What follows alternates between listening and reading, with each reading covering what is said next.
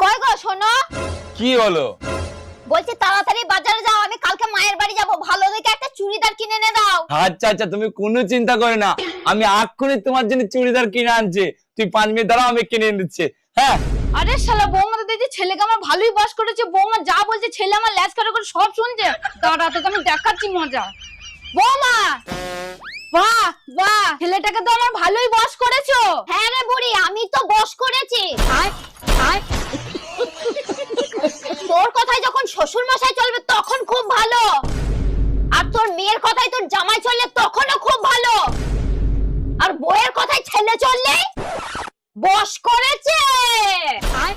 ছেলেকে আমার কালা জাদু করেছে। তোর বাবার মাথা করেছি বুড়ি কুতিকার। এই তুই দাঁড়িয়ে দাঁড়িয়ে কি শুনছিস? তার